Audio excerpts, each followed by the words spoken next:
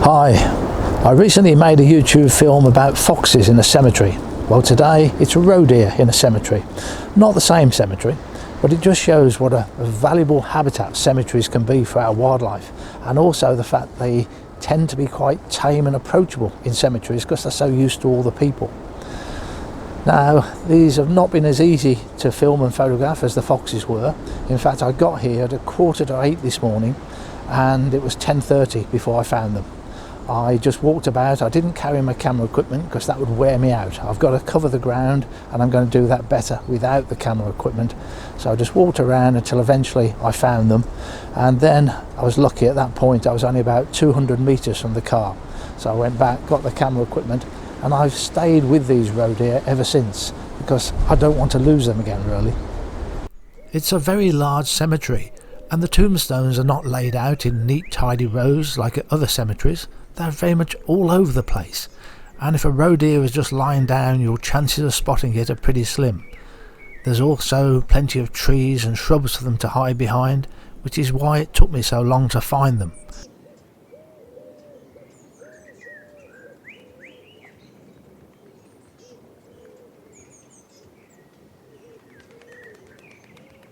So the roe deer is about 30 meters away from me at the moment. They're taking no notice of me whatsoever and just wandering around and feeding.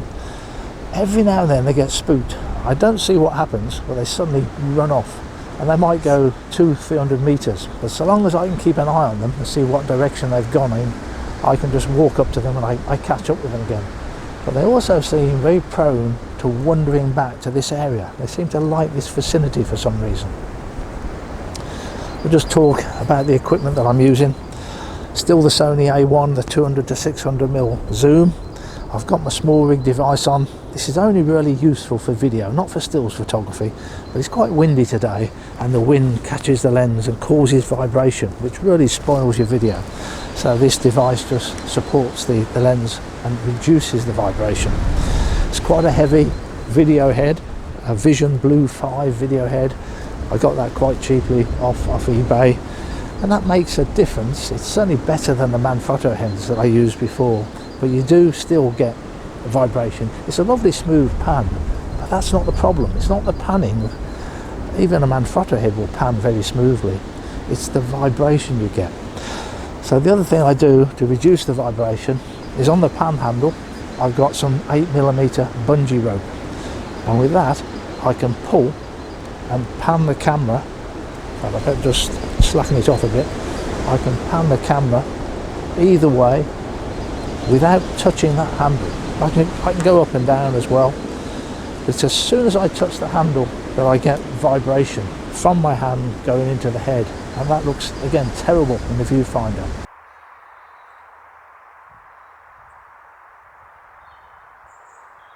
It's coming up to 1:30 now. I'm going to give it a break. I'm going to go back to the car, have something to eat and drink and a rest. The deer have laid down, and I'm hoping they're going to stay in that one spot until I come back, because otherwise I'll have trouble finding them again. It's not been a fantastic session, mainly because it's too sunny.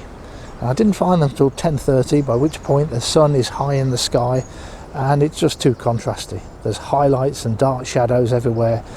I've took some footage, I've took some stills pictures, but I know I'm not happy with what I've got because mostly it's been too sunny. And it doesn't matter how much money you spend on camera equipment, if you haven't got the right light, you still get lousy pictures. You've got to have the right light, it's got to be appropriate to that subject. Sometimes you want the sunshine and sometimes you want it overcast. And photographers are a bit like farmers. We've never got the right weather. Some of this footage might have been okay if I'd have found them early enough while the sun was still low in the sky, but this midday light when it's high above the deer looking down, I don't like it at all, never have done. It's got to be overcast. You can see the shadows in the background and the shadow from the deer's head on its side as well. It really spoils the image. After lunch we did have slightly more overcast conditions, and this is a nice soft lighting, even though it's still midday. The male, or the buck, has got this lovely velvet on its antlers at the moment. Two males here, Presumably the right hand one is an older male. I'm surprised they're able to live side by side. I would have thought they'd become aggressive to each other at this stage.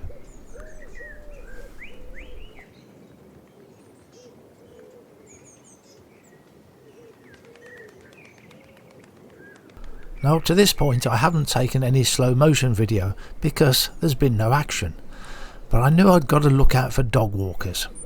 The deer won't like dogs, so if I spot a dog walker coming along I've got to be ready for it. Well, I almost missed him. I didn't see him coming, but he was doing nothing wrong. He's got his dogs on the lead, they're under control, but the deer won't like it, and they started to run. And I was only just able to get ready for it. Unfortunately it's against the brick wall, but at least I got some action. I'd really like them out in the open and running there. Notice here how the autofocus changes. It goes onto the tree.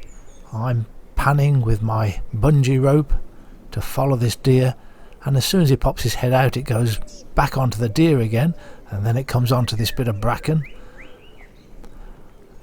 Ideally what I should be doing is manually focusing and just keeping the focus on the deer, but I find that so difficult to do when you're having to pan, and if I do start touching the focus ring I'm going to get vibration again from my hand. It's one of many issues about shooting video that I haven't solved yet. I saw the potential for this shot. This was the best opportunity where I had one amongst the gravestones. But it's one of those occasions they decided to run off again. They did this periodically.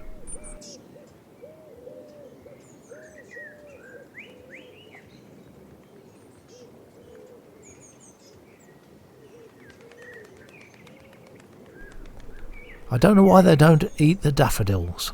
I would have suspected they would do that. According to some of the workmen in the cemetery, they do eat the flowers that are left out on the graves.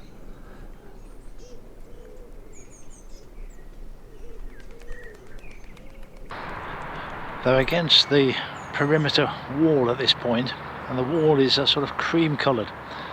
I'm wondering how that will actually look when I look at the results, whether it's going to look like a wall or whether it's going to look like an out of focus background.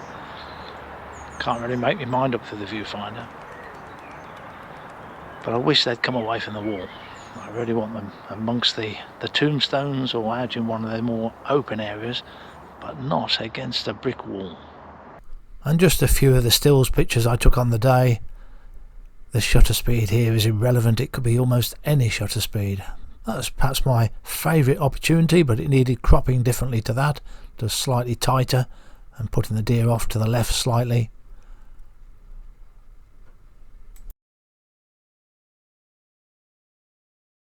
Unfortunately they close at 5 o'clock, and now we're getting a bit of snow coming down, but this isn't going to last more than a few seconds. And we didn't really get clouds this afternoon. It's been far too sunny, so I'm not sure what to do tomorrow. I could come back, but the forecast is more bright sunshine. I think I'm better off going to do something else in the morning and then coming back next week sometime. It's a bit of a long drive for just one day, but if I get a cloudy day it'd be better and I can just come back. I know exactly where they are now within the cemetery. The other possibility is to wait until July. That's when they're mating, and the buck will be following the female around, and they start to lose all interest in people at that time, so perhaps I could do that. But anyway, today's been reasonably good, but the light really spoiled it. Thanks for watching.